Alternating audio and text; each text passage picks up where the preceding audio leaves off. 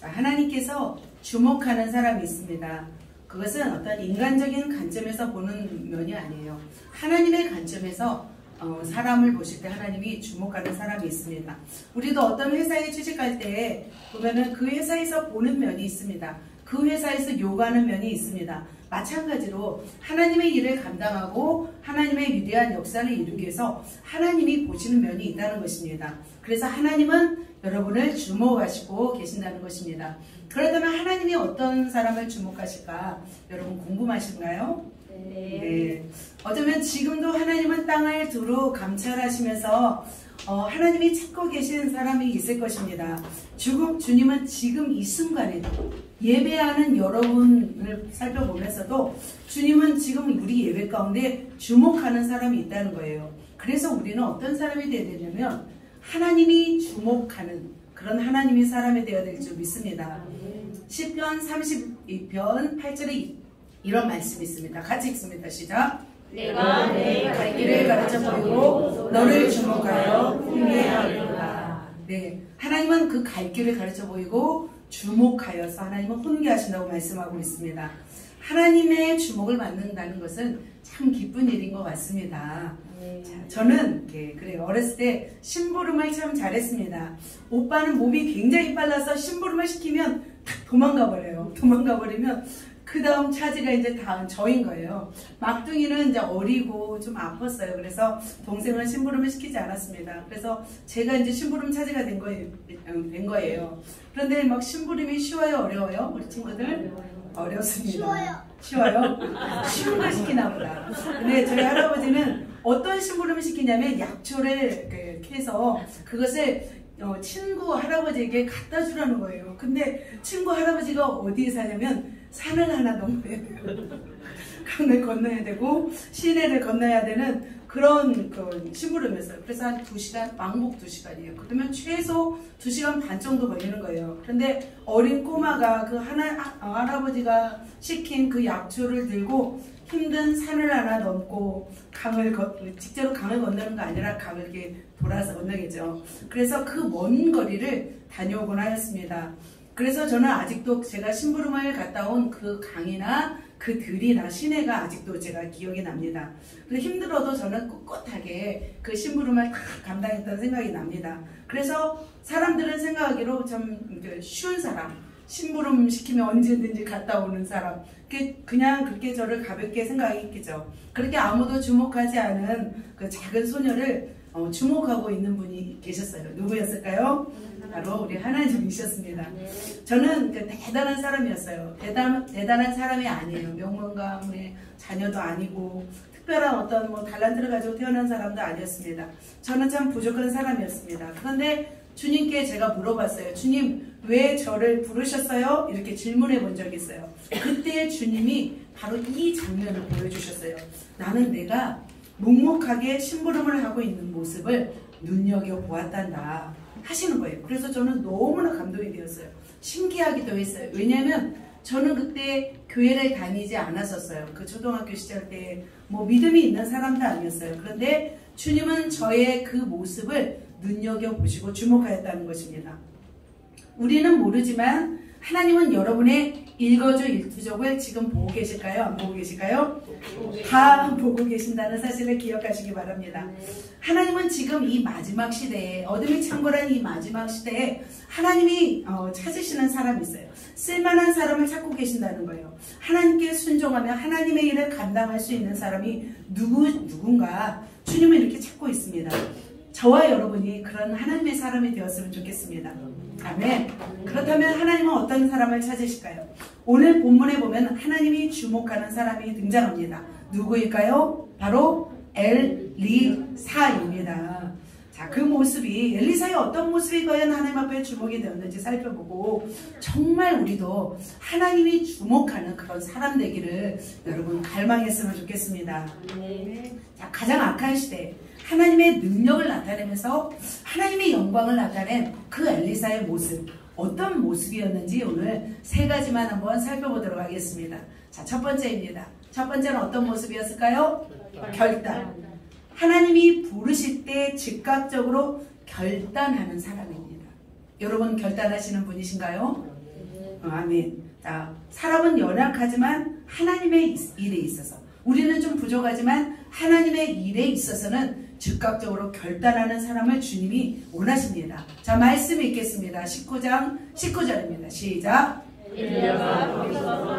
사밧의 아들 엘리사를 만나니 그가 12겨리소를 앞세우고 밭을 가는데 자기는 12겨리소와 함께 있더라. 엘리야가 그리로 건너가서 겉옷을 그의 위로 던졌다니. 자, 누가? 엘리야가 지금 엘리사를 만나는 과정이죠. 자, 엘리야가 바알과 아스라의 선지자 850명을 상대하여서 승리하였어요. 그는 이제 탈진하여서 로데나무 그늘 안에서 쉬고 있었을 때 하나님께서 말씀하셨어요. 엘리야는 이제 죽고 싶었어요. 너무나 많은 힘겨운 일들을 다 했기 때문에 이제는 더 이상 이제 주님의 일을 감당할 수가 없었던 거죠. 그래서 이제는 나 사명을 다 마치고 이제는 죽어도 여한이 없습니다 했을 때 하나님께서 이 말씀하였어요. 그에게 마지막 사명, 어떤 사명이냐면 세 사람에게 기름을 부으라고 했던 거예요. 첫 번째로는 다메섹에 가서 하사엘에게 기름을 부어 왕이 되게 하라. 두 번째는 님시의 아들 예후에게 기름을 부어 이스라엘의 왕이 되게 하라. 그리고 세 번째는 바로 아벨므홀라 사밧의 아들 엘리사에게 기름을 부어 너를 대신하여 선지자가 되게 하라. 이 세 가지 명령을 했습니다. 그래서 엘리야는 갈멜산에서 떠나 누구를 만나러 왔냐면 엘리사를 만나러 온 것입니다. 엘리야가 기름을 부어 대신해서 선지자가 될 그 사람을 찾으러 왔는데 그는 무엇을 하고 있었어요? 그늘에 앉아서 성경을 보고 있었을까요? 주님의 뜻을 구하며 기도를 하고 있었을까요? 아니었어요. 그는 어떤 일을 하고 있냐면 바로 이거였어요. 자, 12결이 소를 함께 소를 데리고 밭을 갈고 있었어요. 12결이 소는 몇 마리일까요? 24마리인 거죠. 한 결이가 2마리였나 봐요. 24마리를 데리고 밭을 갈고 있었어요. 그러면 엘리사는 굉장히 어떤 사람이었어요? 힘이 셌을까요? 부자. 소가 24마리예요. 저는 어렸을 때 소가 4마리였던 것 같은데 24마리의 소를 내리고 밭을 갈고 있었어요. 뿐만 아니라 그는 이 마지막 소 이렇게 12개 이제 12마리를 다 하려면 힘들잖아요. 그래서 일렬을 맞추고 마지막 그 끝에 있는 2마리 소를 이렇게 갈고 있었던 거예요. 그러니까 이 소가 중심인 거죠. 그래서 이 소가 가는 대로 이제 12결이가 다 같이 움직이는 그런 마치였죠. 그는 일상생활에서도 어떻게 했어요? 부지런하게 성실하게 일을 하고 있었던 사람이에요. 그런 엘리사를 엘리야가 어떻게 해요? 부른 거죠. 일꾼으로 부른다는 거죠. 하나님은 이렇게 평소에도 삶에서 부지런하고 성실한 자를 찾으시고 그에게 무엇을 줘요? 소명을 주신다는 것입니다. 하나님은 하나님의 일을 맡겨도 그 일을 부지런하게 충성스럽게 감당할 수 있기 때문이에요. 누구든지 일하기 싫어하거든 뭐하라고 했어요? 먹지도 말라 말씀하였어요. 그래서 주님은 이렇게 말씀하고 있습니다. 데살로니가후서 3장 10절 11절에도 이렇게 말씀하시죠. 너에게 명하기를 누구든지 일하기 싫어하거든 먹지도 말라 하셨어요. 우리가 들은즉 너희 가운데 게으르게 행하여 도무지 일하지 아니하고 일을 만들기만 하는 자들이 있도다 이렇게 말씀하기도 하였습니다. 그래서 사도 바울도 명하기를 조용히 일하여 자기 양식을 먹으라 이렇게 말씀했던 것을 볼 수 있습니다. 자, 밤이 맞도록 고기를 잡던 베드로 예수님이 부르셨어요. 예수님이 부르셨어요. 12결의소를 앞세워서 밭을 갈던 엘리사를 부른 것도 게으른 자를 부른 것이 아니었어요.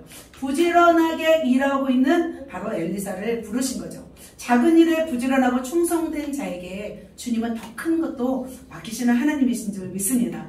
너무나 감사하게도 우리 교회 이제 리더님들을 보면은 다 부지런하신 거예요. 새벽부터 일하시면서 또 밤늦게까지 이 일을 감당하는 여러분들을 하나님이 부르셨어요. 리더들을 그렇게 부르셨어요. 그래서 그런 자들 통해서 하나님의 일을 맡기신 것을 볼 수 있습니다. 또 우리 교회 어떤 자매는 이제 너무나 막 일을 많이 하는 거예요. 일에 막 매여 사는 거예요. 그래서 좀 일을 좀 하지 말고 좀 쉬라고 했더니 일에 몸이 배어 있대요. 어렸을 때부터. 그러니까 일의 습관이 되어 있으니까 힘들어도 이렇게 일을 하는 모습을 보았습니다. 마찬가지로 주님도 그래서 이렇게 말씀하고 있는 거예요. 같이 읽습니다. 시작. 부지런하여 게으르지 말고 열심을 품고 주를 섬기라. 주님의 일은 게으르게 하는 것이 아니에요. 주님의 일도 마찬가지로 열심을 품고 주를 섬기는 것입니다. 자, 이렇게 부지런하게 일하고 있는 엘리사에게 엘리야는 건너가서 무엇을 던졌어요? 자기의 겉옷을 던지면서 말했어요. 자기의 겉옷을 던지면서 말한다는 것은 뭐냐면 바로 자신의 뒤를 이어서 선지자가 될 직무를 감당하라는 뜻인 것이에요. 자, 악한 시대에 선지자가 된다는 것은 쉬워요? 어려워요? 쉽지 않습니다.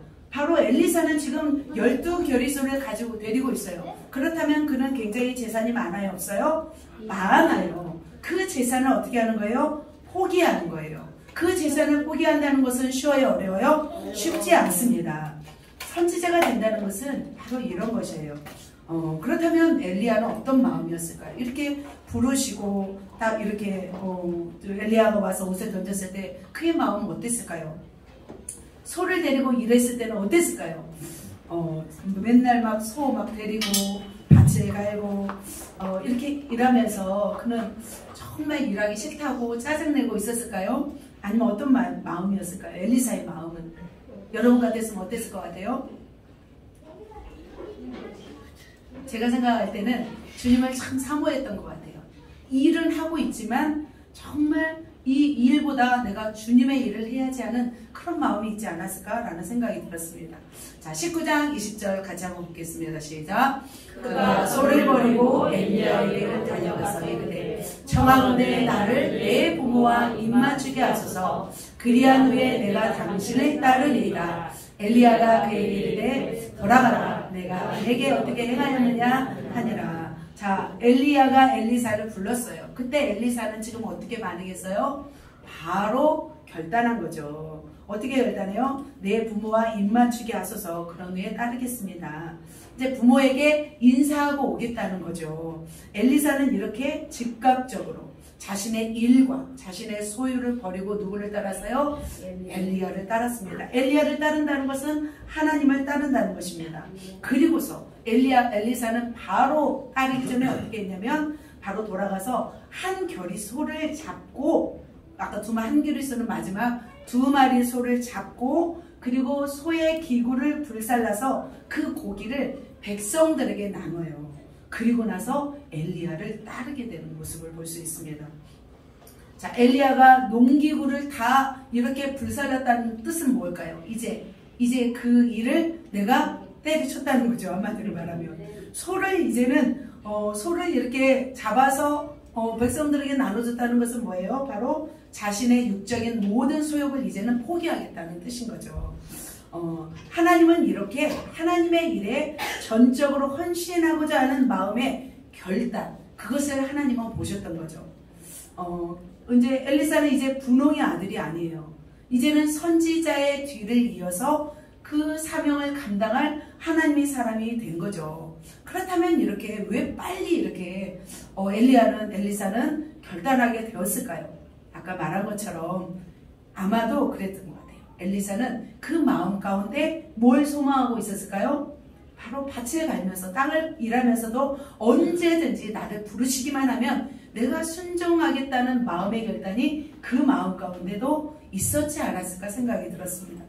하나님은 이렇게 자기의 일에 충실하면서도 부르실 때 언제든지 그것을 내려놓을 수 있는 사람을 하나님은 주목하십니다. 여러분 하고 있는 사람일까요? 여러분요? 네, 우리도 그래서 어떻게 되냐면 항상 준비하고 있는 거예요. 내가 이 일을 하고 있지만 주님이 나를 부르신다면 내가 정말 이제는 내려놓고 주님을 따라야지 하는 마음이 있어야 된다는 거죠. 그래서 엘리사는 자신의 일보다 사실은 어떤 마음이 더 컸냐면 주님의 일에 더 컸던 거예요. 부와 명예도 그에게는 중요하지 않았어요. 이제는 하나님의 일을 위해서라면 내가 언제든지 달려가겠다는 그 마음이 중심이 있었다는 거예요. 그렇기 때문에 이렇게 엘리야가 와서 옷을 던졌을 때 그것을 바로 잡고 즉각적으로 순종하고 반응했다는 것입니다. 여러분 그렇게 하시겠습니까? 네. 여러분도 주님을 위해서 주님의 일을 위해서 살겠다고 결단하시는 사람이 되기를 원합니다. 아멘. 저는 좀 엘리사와 좀 달랐습니다. 결단을 좀 늦게 했던 사람입니다. 저는 20살에 이제 주의 종이라는 그 그런 이렇게 감동을 하셨어요. 아니 제가 감동을 한 게 아니라 어떤 분이 감동을 받아서 어떤 이렇게 예언하시는 분이에요. 기도를 참 많이 하시는 전도사님이 감동을 받고 저에게는 그런 말씀을 하셨어요. 주의 종으로 불렀다라고 하셨어요. 그런데 저는 이렇게 니느웨로 가서 복음을 전하라 이렇게 말하잖아요. 요나에게. 그것처럼 저도 그 길이 너무 싫었어요. 이 주의 길을 가는 것이 너무 싫었어요. 왜냐면 그 당시에 봤을 때 제가 봤을 때는 굉장히 초라하고 가난하고 막 어려운 길인 거예요. 그래서 너무 싫었어요. 그 길이 가기가 너무 싫었어요. 그래서 젊은 전도사님의 눈도 마주치기 싫었어요. 연루되면 이제 안 되잖아요. 저도 연루될까봐 좀 그랬던 것 같아요. 그렇게 몇 년을 낭비하고 그러다가 이제 환란을 겪은 후에 제가 25살에 이제 온전히 하나님께 올인하게 되었습니다. 결단하게 되었습니다. 그래서 주님께서 저에게 은혜를 주시니까 제가 그 당시에 병원에 다니고 있었어요. 병원에 어떤 큰 종합병원에 근무하고 있었는데 이 병원을 다니고 있었을 때 이 병원 직장을 내려놓고 정말 주님이 부르면 정말 주님께 가야겠다 그런 마음이 들었습니다. 그렇게 주님께서 이렇게 사인이 왔어요. 사인이 온 날 제가 바로 사직서를 들고 병원에 이렇게 제출하고 그리고 이렇게 나오게 되었는데 저는 그때 너무 하늘을 나는 것 같았어요. 정말 병원을 다니면서도 주님이 부르면 나는 언제든지 내려놓겠습니다 하는 마음이 있었거든요. 그래서 탁 내려놓고 나오는데 정말 그랬던 게 너무나 행복했던 그런 시간이 생각이 납니다. 마찬가지로 베드로와 안드레 생각이 나시죠? 베드로와 안드레도 주님이 부르셨어요. 그러자 베드로와 안드레는 무엇을 버려두고 주님을 따랐어요? 그물을 버려두고 주님을 즉각적으로 따른 줄 믿습니다. 야고보와 요한은 뭘 버렸어요? 야고보와 배와 아버지를 버리고 즉각적으로 결단하고 순종하였습니다. 세리마태도 길거리에서 불렀어요. 길거리에서 세관에 앉아있는 세리를 부르자 어떻게 했어요? 바로 즉각적으로 결단하고 순종하는 것을 볼 수 있습니다. 마찬가지로 이 엘리사도 엘리야의 부르심을 받고 즉각적으로 결단하고 순종하였기 때문에 가장 악한 시대잖아요. 그 엘리사 시대는 가장 악한 시대였어요. 그때 하나님의 역사를 강력하게 나타내는 주의 종으로 이렇게 부르신 줄 믿습니다. 그렇다면 저와 여러분 어떻게 해야 할까요? 모두가 사실은 직장을 내려놓고 뭐 주님을 따르라 이런 얘기는 아니에요. 언제든지 주님이 원하시면 직장조차도 내려놓을 수 있는 정말 그런 마음이 있느냐 이것을 주님이 원하신다는 거죠. 직장 생활을 하면서도 내가 이제 기도해야 된다 그러면 그 일을 잠시 내려놓고 주님이 기도하라 그러면 기도할 수 있는 사람이 되는 거죠. 직장 생활을 하면서도 내가 지금 주님이 전도하라 그러면 돈을 버는 것이 목적이 아니라 그 사람을 위해서 전도할 수 있는 사람이 되느냐 이건 거죠. 이렇게 주님은 여러분에게 원하신 줄 믿습니다. 하나님은 그런 자를 주목하여 쓰시는 줄 믿습니다. 아멘. 두 번째입니다. 하나님이 주목하시는 사람 두 번째 뭔가요? 집중하는. 집념을 가지고 끝까지 집중하는 사람이에요. 그냥 대충 하는 사람이 아니라 자, 열왕기하 2장 1, 2절에 보면은 회오리 바람으로 엘리야를 하늘로 올리고자 하실 때예요. 그때 이제 엘리야가 엘리사에게 이르되 너는 여기 머물라 여호와께서 나를 베델로 보내시고 여기저기 이제 보내시게 돼요. 엘리사를. 그때 엘리야를 보내요. 그때 엘리사가 어떻게 반응하는지를 보는 거예요. 공부를 잘하는 사람의 특징 중에 하나가 IQ도 좋고 환경도 좋아야 되지만 한 가지 뭐가 더 좋아야 돼요? 집중력인 것 같습니다. 가장 중요한 것이 집중력이더라고요. 보니까 뭔가 일을 해낼 때도 집중하지 않으면 해낼 수가 없습니다. 일에도 집중해야 하듯이 하나님의 일을 함에 있어서도 우리는 뭐가 필요하냐면 집중이 필요한 줄 믿습니다. 그래서 집중력은 모든 일에 있어서 너무나 중요합니다. 그래서 엘리야는 엘리사를 몇 번에 걸쳐 시험하냐면 3번에 걸쳐 시험합니다. 그런 과정 속에서 엘리사가 어떤 상황 속에서도 흔들리지 않고 집중했는지를 한번 말씀드리도록 하겠습니다. 그래서 엘리야는 어떻게 했냐면 엘리야가 이곳으로 간다고 해요. 근데 엘리사가 그곳을 따라가는지 끝까지 따라가는지 한번 우리가 살펴보았으면 좋겠습니다. 조금도 정신도 마음도 흐트러뜨리지 않고 집중하는 엘리사, 그 모습을 보고 우리도 그런 사람이 되시기를 예수님의 이름으로 축복합니다. 네. 자, 그렇다면 어떻게 따라가고 있는지 한번 보도록 하겠습니다. 첫 번째입니다. 길갈에서 베델로 갑니다. 엘리야가 엘리사에게 이르되 청하건대 너는 여기 머물라 여호와께서 나를 베델로 보내시느니라 하니 엘리사가 이르되 여호와께서 살아계심과 당신의 영혼이 살아계심을 두고 맹세하오니 내가 당신을 떠나지 아니하겠나이다 하는지라. 이에 두 사람이 베델로 올라가니라. 자, 어디로 가고 있어요? 베델로 올라가고 있습니다. 자, 그래서 자 보도록 하겠습니다. 길갈에서, 자 어디요? 베델 중간에 있죠. 이 거리가 그렇게 짧은 거리는 아닙니다. 자, 근데 자 엘리야가 말했잖아요. 엘리사에게 나는 지금 베델로 가야 되니까 너는 여기 머물라. 근데 엘리사는 어떻게 해요? 따라가겠다고 고집하는 거예요. 그래서 이제 두 사람이 어디로 가냐면 베델로 갑니다. 베델은 어떤 곳이냐면 하나님의 집이라는 뜻으로 에브라임 지파 성 중 하나였어요. 예루살렘으로부터, 예루살렘 있죠? 16km 떨어져 있는 곳이에요. 여기서 16km면 조금 이산이 되지 않는 거리죠. 그래서 걸어도 한 1시간, 2시간은 걸리는 거리입니다. 과거에는 가나안 성읍이었습니다. 최초의 야곱이 단을 쌓았던 곳이 바로 베델이었습니다.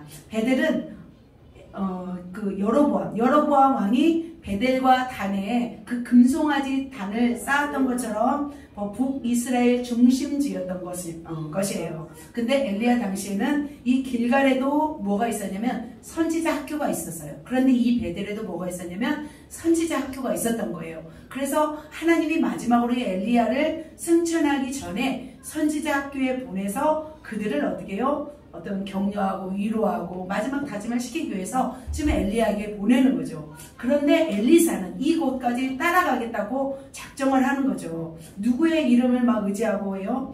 엘리사는 목숨을 걸고라도 스승을 최후까지 따르겠다는 입장을 표시하는 것을 볼 수가 있습니다. 그래서 2장 3절에 보면은 이렇게 말해요. 2장 3절에 보면 같이 한번 읽겠습니다. 시작. 제자들이 엘리사에게로 나와 그에게 이르되 여호와께서 오늘 당신의 선생을 당신의 머리 위로 데려가실 줄을 아시나이까 하니 이르되 나도 또한 아니 너희는 잠잠하라. 자, 그곳에 있는 선지 생도들이 말하는 거예요. 뭐라고 말해요? 오늘 선생을 당신의 머리 위로 데려가실 줄 아시나이까. 오늘 바로 이제 엘리사가 승천하게 된 것을 아십니까? 라고 묻는 거죠. 그러자 엘리사는 뭐라고 해요? 나도 아노니 너희는 잠잠하라. 그러니까 엘리사도 알고 있었던 거예요. 엘리야가 이제 곧바로 오늘이라고 하잖아요. 오늘 바로 엘리사가 떠날 것을 알기 때문에 지금 엘리사는 조용히 하라고 그 제자들에게도 말하고 있는 것을 볼 수 있습니다. 그래서 이 선지자의 제자들도 이 엘리야가 이제 마지막 때가 되었다는 것을 알고 있었어요. 자, 그리고 두 번째로 이제 베델에서 일을 다 마친 후에 이제는 어디로 가냐면 엘리야가 이제는 너는 여기 다시 머물라. 나를 어디로 보내느니라? 여리고로 보낸다. 그러자 엘리사가 또 뭐라고 해요? 네, 당신의 영혼이 살아있음을 두고 맹세하노니 나는 떠나지 않겠다. 당신은 떠나지 아니하겠노라. 이렇게 말하고 있죠. 그러자 또 어디로 가요? 이제는 여리고로 또 가는 거예요. 길갈하고 옆에 또 여리고로 가는 것을 볼 수 있습니다. 또 왜 여리고로 하나님이 또 보내실까요? 여리고에도 뭐가 있어요? 선지자 학교가 있는 거예요. 이 시점에서 생도들을 위로하고 격려하도록 하나님의 어떤 배려가 있었던 것을 볼 수 있습니다. 자, 여리고 보도록 하겠습니다. 여리고는 지금의 여리고는 이런 모습이 있습니다. 자, 여리고성 기억나시죠? 그 이스라엘 백성이 요단강을 건너서 첫 성이 여리고였습니다. 그래서 여호수아 그 백성들은 일주일 내내 6바퀴를 돌고 마지막 7일째 되는 날 7바퀴를 돌고 외쳤을 때 여리고성이 무너졌습니다. 그리고 그 여리고성을 차지했던 것을 볼 수 있습니다. 그런데 여호수아는 이런 말씀을 했어요. 여호수아는 그때 무너지고 나서는 이 여리고성을 건축하는 자는 저주를 받을 것이요 그 기초를 쌓을 때 맏아들을 잃을 것이요 그의 문을 세울 때 그의 막내 아들을 잃으리라 이렇게 말씀하였던 거예요. 그런데 또 어떤 일이 있었냐면 왕상 16장 34절에 이런 말씀이 있어요. 히엘이라는 사람이 이 성을 건축하다가 예언대로 두 아들을 잃었던 그런 일이 있습니다. 그래서 이런 여리고 성까지 이제는 오게 되었던 거죠. 그런데 엘리야는 왜 자꾸 엘리사를 이렇게 떼어놓으라고 할까요? 이해가 안 되죠. 왜? 이유는 무엇이었을까요? 사실은 엘리사가 어떻게 반응하는지를 지금 보고 있었던 거죠. 사실은 좀 엘리야가 어떻게 보면 수종이었잖아요. 그래서 너 여기 머물라 하면은 사실은 엘리사가 머물러야 돼요? 머무르지 말아야 돼요? 머물러야 되잖아요. 그럼에도 불구하고 이것이 시험인 줄 아는 거예요. 엘리사는. 그렇기 때문에 끝까지 놓지 않았던 걸 볼 수 있습니다. 그래서 두 사람은 여러 개 이렇게 이르렀고 제자들을 만났습니다. 그런데 제자들이 또 이렇게 얘기하는 거죠. 당신의 머리로 데려가실 줄 아시나이까 하자 또 나도 아노니 너희는 잠잠하라 이렇게 말하는 것을 볼 수 있습니다. 자, 마지막으로 세 번째, 여리고에서 이제는 어디로 보내요? 또 요단으로 보낸 거예요. 똑같이 말하는 거예요. 또 여기 머물라 말했어요. 그래도 엘리사는 또 어떻게 해요? 절대 머물지 당신의 곁을 떠나지 않겠습니다 라고 이렇게 말했던 거예요. 그리고 나서 이렇게 요단을 왔습니다. 요단에 와서 지금 어떤 일이 있어요? 요단에 와서 물을 가르는 사건이 있습니다. 상반절에 엘리야가 엘리사에게 너는 여기 머물라 나는 요단으로 보내느니라 말했어요. 세 번째 그를 또 따르려는 엘리사를 떼어놓으려고 하지만 결코 엘리사는 떠나가지 않습니다. 바로 세 번째 시험에서 바로 엘리사는 성공한 것입니다. 엘리사의 마음은 확고했어요. 어떤 것도 그를 머뭇거리지 하지 못하게 했어요. 그는 앞의 경우와 같이 똑같이 대답을 한 거예요. 이것은 뭐냐면 전 인생을 이제는 엘리야와 함께 하겠다라는 그런 마음의 확고한 의지였던 것 같습니다. 자, 이렇게 해서 결국은 엘리사는 세 번의 시험을 어떻게 했어요? 통과한 줄 믿습니다. 자질들을 본 거죠. 길갈에서 아까 어디로 갔어요? 베델에 갔어요. 베델에서 다시 여리고로 왔어요. 여리고에서 다시 어디까지 왔어요? 요단까지 왔어요. 이 마지막 세 번의 시험을 거쳐서 결국은 엘리사는 이제는 어떤 사람으로 딱 하나님께서 주목하셨어요? 이제는 딱 집중한 선지자로 딱 이제는 확고하게 되었고 정말 이렇게 집중하는 그런 모습을 보았던 것을 볼 수 있습니다. 엘리사는 이런 것을 보면서 참 망설임이 없는 사람이구나 라는 생각이 들었어요. 정말 엘리야가 어디로 가든지 끝까지 따라갈 것을 작정했던 그런 집중하는 사람이었던 것을 볼 수 있습니다. 우리도 마찬가지예요. 우리도 이렇게 장황하게 세 가지를 길게 얘기했지만 우리도 어떤 사람이 되어야 될까요? 우리도 마찬가지로 집중하는 사람이 되어야 될 줄 믿습니다. 어떤 사람은 막 이런 얘기를 하는 것을 보면서 제가 참 마음이 아팠던 적이 있습니다. 왜 다른 사람들은 능력을 주고 은사를 주고 그런데 나는 왜 이렇게 부족한 사람으로 이렇게 살게 하시는지 모르겠다고 하는 지혜종을 제가 본 적이 있습니다. 왜 나는 연약하고 달란트도 없고 인물도 없고 이 부족하게 그냥 놔두시는지 모르겠다고 하는 그런 신학생들을 본 적이 있습니다. 하나님은 우리 앞에 뭘 두셨냐면 큰 보물 창고를 열어두셨어요. 그래서 하늘의 보물 창고를 여러 번 앞에 놓아주시고 그 보물 창고에서 마음껏 하나님은 가져가기를 원하세요. 그런데 그 보물 창고의 열쇠는 뭐예요? 열쇠는 누가 가지고 있어요? 하나님일까요? 바로 저와 여러분인 줄 믿습니다. 내가 열어야 되는 거예요. 엘리사도 지금 엘리사가 이런 모습을 통해서 하나님 앞에 주목되어서 엘리사가 연 거예요. 자, 하나님은 어떤 분이시냐면 풍성한 분이세요. 하나님은 째째한 분이 아니신 거죠.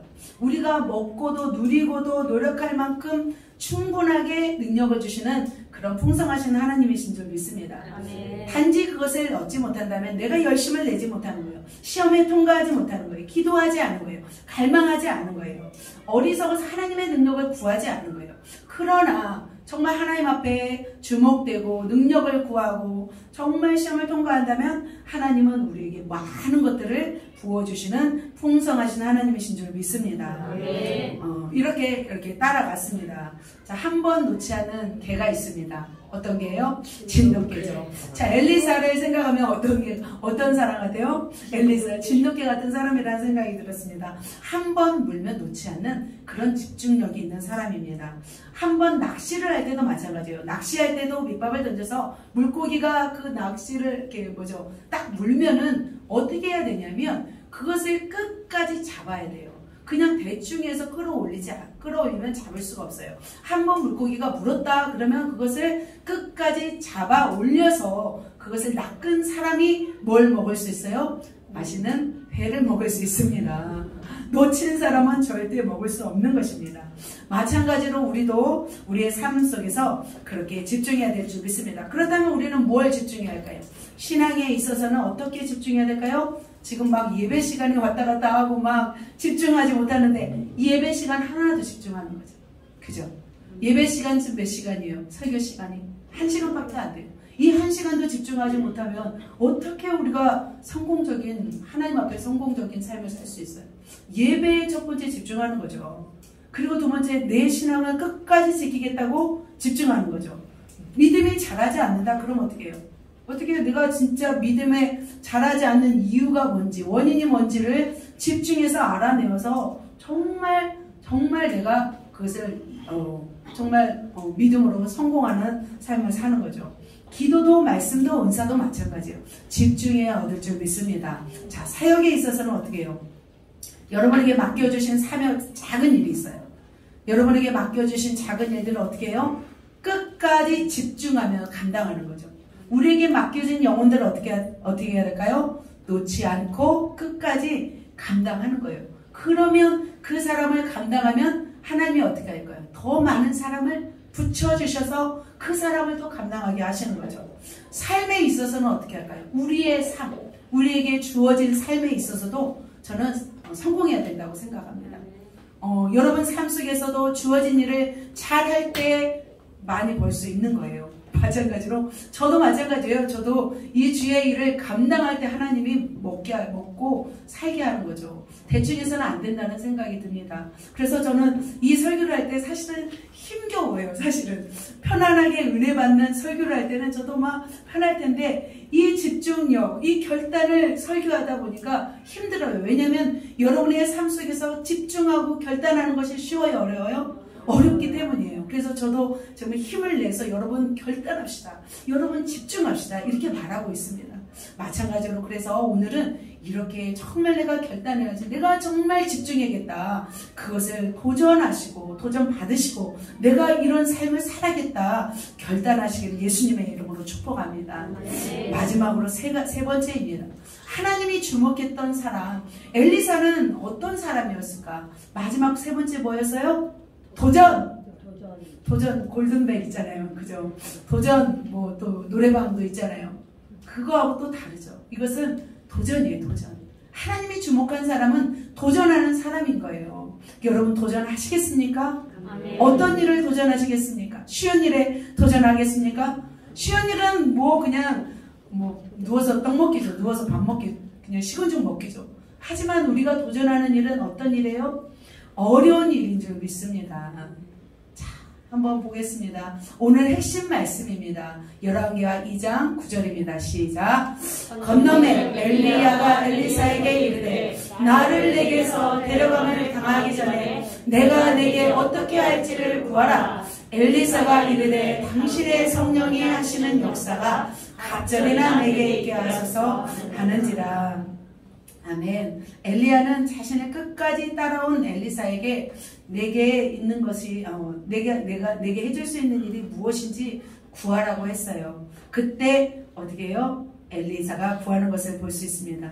그러니까 엘리야는 지금 하나님께로 승천하게 됐죠. 그때 이제 내가 구하는 것을 내가 들어주겠다 하는 거죠. 이제 그렇게 따라오니까 엘리야도 들어주고 싶은 거죠. 지금 가장 어떻게 보면 엘리사에게서 중요한 시점에 다다른 거죠. 이제 엘리야는 떠나고 없어요.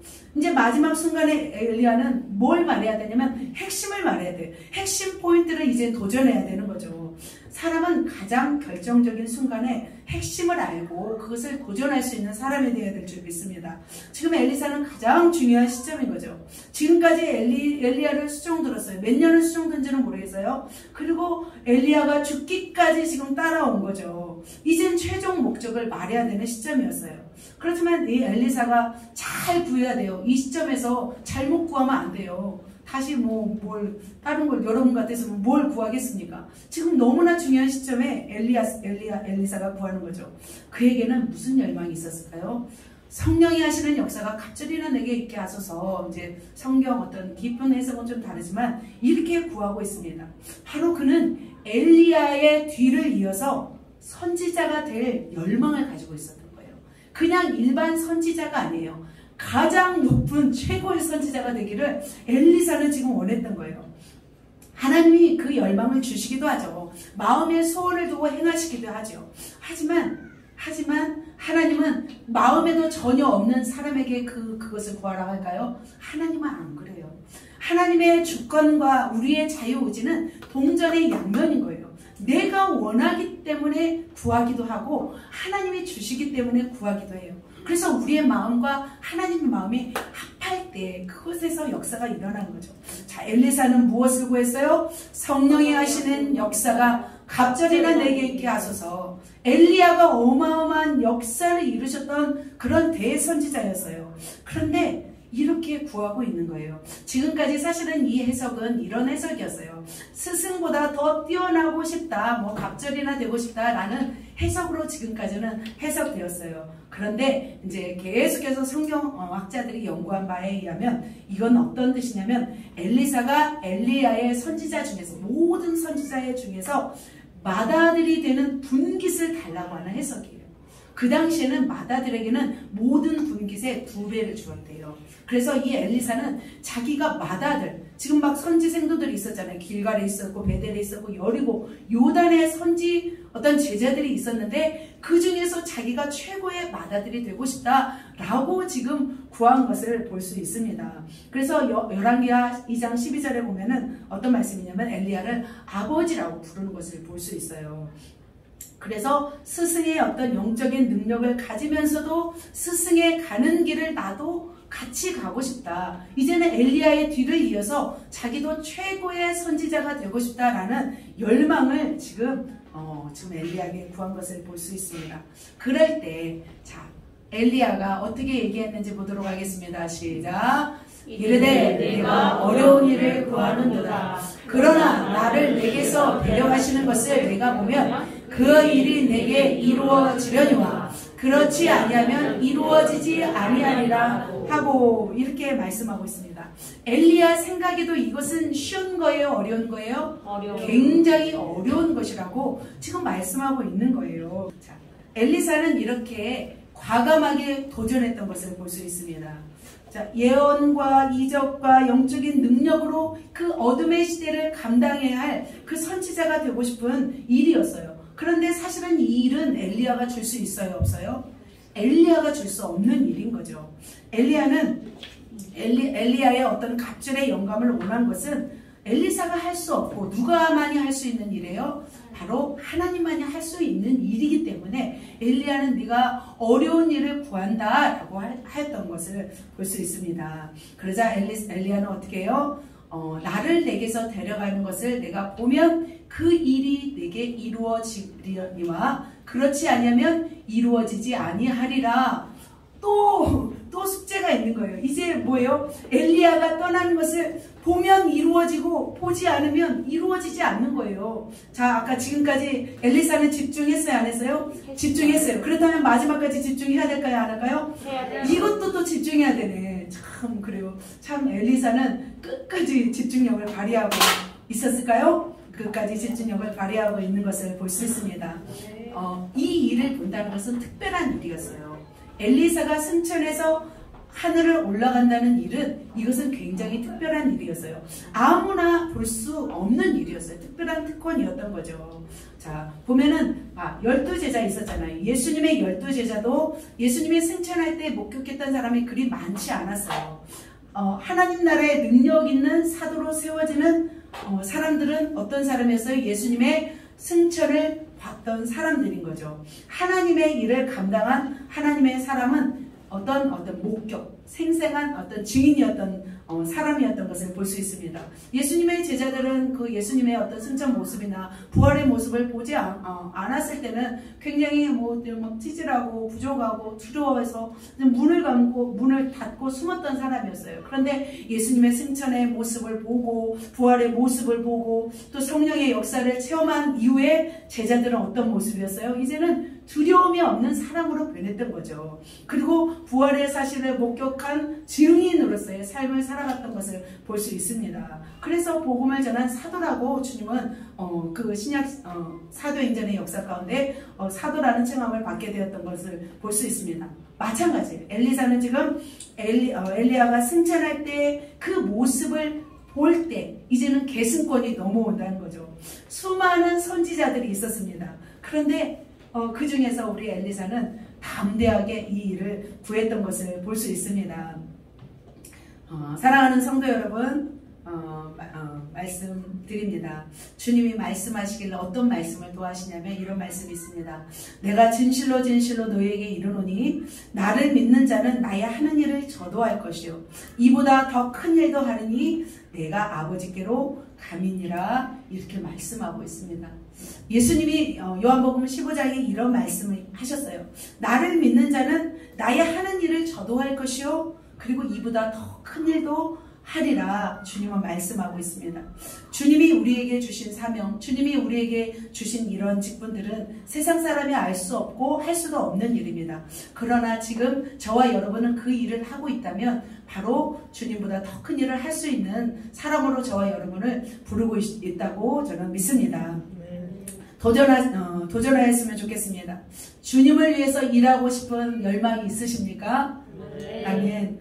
정말 더 큰 일, 그것들을 정말 여러분 통해서 일하시기를 원하십니까? 아멘. 주님은 그렇습니다. 주님은 주님을 위해서 살고 싶은 자를 들어서 쓰시면 주님도 편하고 여러분도 편해요. 그런데 어때요? 막 주님이 막 쓰시려고 하는데 그냥 안 쓰고 싶고 막 싫어하는 사람을 억지로 하려면 주님도 힘들어요. 어떻게 힘들어요? 막 제거해야 되고 또 망해야 되고 그래서 겨우 돌아서려면 힘들어요. 그래서 주님도 찾으시는 사람은 뭐냐면 정말 주님을 위해서 이렇게 막 구하는 사람에게 주님도 더 하고 싶은 거죠. 지금은 신학교에 가려고 하는 사람들이 많이 없습니다. 신학생들도 미달입니다. 우리 때만 해도 막 주님께 쓰임받고 싶은 열망들이 엄청 많았어요. 그래서 막 아우성을 치면서 주님 더 나를 쓰시옵소서, 정말 이 시대 능력으로 저를 사용하여 주시옵소서, 이런 기도들을 저희 때는 참 많이 했어요. 그런데 지금은 그렇지 않은 것 같아요. 그런데 주님은 지금 주목하고 계세요. 어떤 사람을 주목하세요? 도전하는 사람을 주목하고 계신 줄 믿습니다. 엘리사의 후예들인 여러분, 여러분 도전하시겠습니까? 네, 여러분은 엘리사의 후예들입니다. 주님의 영광을 위해서 나를 써주시옵소서. 주님의 몸된 교회를 위해서 나를 써주시옵소서. 주님의 영광을 위해서 나를 드리오니 나를 써주시옵소서. 이렇게 엘리사는 엘리야의 승천 직전에 이렇게 담대하게 도전하며 소원을 구했습니다. 그 결과 어떻게 됐어요? 다음에 그 악한 시대에 정말 다음 시대를 이어갈 그런 능력의 선지자로 바로 엘리사를 쓰신 것을 볼 수 있습니다. 그래서 저는 오늘 이 말씀을 붙잡고 동일하게, 여러분 원하실지 원하지 않을지 모르겠지만 동일하게 한번 구하고 싶습니다. 여러분은 그렇다면 무엇을 도전하시겠습니까? 여러분에게 마지막으로 이제 주님이 이제 제가 승천하는 건 아니지만 이제 제가 가면서 여러분이 원하는 것을 내가 주겠다 한다면 여러분은 무엇을 구하겠습니까? 이것이 언제든지 툭툭 나와야 돼요. 그러니까 뭐랄까 너주하게 뭐 이것도 좋고 저것도 좋고 이렇게 말하는 것이 아니라 내게 무엇을 줄까? 너 무엇 하여 주기를 원하니? 라고 말할 때 여러분이 그동안 마음에 쌓아두었던 열망이 있다면 그때 마지막 때 바라는 거죠. 그러면 어떻게 하나님이 들어줄 줄 믿습니다. 뭐 사도 바울의 7배의 능력을 구하시겠습니까? 엘리사의 갑절의 영감을 구하시겠습니까? 더 큰 것이 무엇이 있을까요? 여러분 무엇을 구하시겠습니까? 빌리그레암 목사님의 어떤 그런 능력을 구하시겠습니까? 우리는 좀 알아야 될 것 같아요, 이제는. 그래서 이대로의 모습으로 우리가 살아보기보다는 이 땅 가운데 살았던 위대한 인물들을 보면서 하나님, 정말 나도 전무후무한 하나님의 사람이 되기 원합니다. 그렇게 하나님 쓰임받기 원합니다. 최고의 선지자, 목사, 교사, 또한 뭐예요? 기도, 일꾼으로, 전도자로, 교회 일꾼으로 하나님 나를 써주시옵소서 라고 이렇게 고백하시기를 예수님의 이름으로 축복합니다. 아멘. 여러분 안에 무엇이 있습니까? 지금 한번 마음의 소원을 한번 담아보세요. 지금 생각하지 않았다면 지금 마음의 소원을 담아보세요. 진지하게 여러분에게 물을 때 여러분이 대답하시면 됩니다. 엘리사는 지금 시대를 품었습니다. 엘리야를 능가할 그 시대를 감당할 사람이 되기를 도전하였던 것을 볼 수 있습니다. 그래서 우리가 이 작은 곳에 우리가 살고 있지만 우리가 하늘나라의 소망을 품고 살았으면 좋겠습니다. 사랑하는 성도 여러분, 말씀을 맺도록 하겠습니다. 엘리야가 이렇게 회오리바람 타고 올라가요. 그래서 옷을 던진데 엘리사가 그것을 딱 받았어요. 그래서 그 엘리사의 소망, 첫 번째 결단했고 집중했고 그 다음에 어떻게 했어요? 도전했어요. 그리고 나서 저 옷을 받았어요. 그리고 요단을 이리저리 치자 요단가가 탁 갈라지면서 그 엘리야의 갑절의 영감을 받아서 그 악한 시대의 마지막 시대를 능력 있게 사용되는 귀한 선지자가 되었습니다. 사랑하는 성도 여러분, 우리도 주님이 여러분을 부르신다면 결단하시기를 예수님의 이름으로 축복합니다. 그리고 주님이 시험하시는 것이 있어요. 정말 뭐죠? 그 군사로 부르는 자는 자기 생활에 얽매이는 자가 되면 안 되거든요. 그래서 끝까지 주님 집중하였으면 좋겠어요. 지금 사실은 수련회를 딱 극을 치우고 그게 달았잖아요. 그때서부터 조금 집중력이 좀 떨어지고 있는 것을 제가 볼 수가 있어요. 여기서 떨어지면 안 돼요. 딱 그걸 쳤다면 그것을 차고 올라가는 사람이 뭔가를 해내요. 그걸 차고 올라가는 교회가 하나님 앞에 쓰임받아요. 이렇게 어영부영해서는 안 된다는 거죠. 우리가 계속해서 이제는 영적인 사역으로 더 집중하셨으면 좋겠습니다. 집중한 것뿐만 아니라 다음에 뭘 해야 돼요? 이제는 도전해야 될 줄 믿습니다. 그래서 더 높은 세계로, 더 넓은 세계로 하나님이 원하시는 그곳까지 우리가 도전하여서 나아갈 때 하나님이 주목하시는 여러분이 될 것이고 하나님이 주목하시는 우리의 교회가 될 줄 믿습니다. 네. 그렇게 하나님께 주목하셔서 쓰임받는 이 마지막 쓰임받는 저와 여러분 우리 교회 되시기를 예수님의 이름으로 축복합니다. 네. 기도하겠습니다.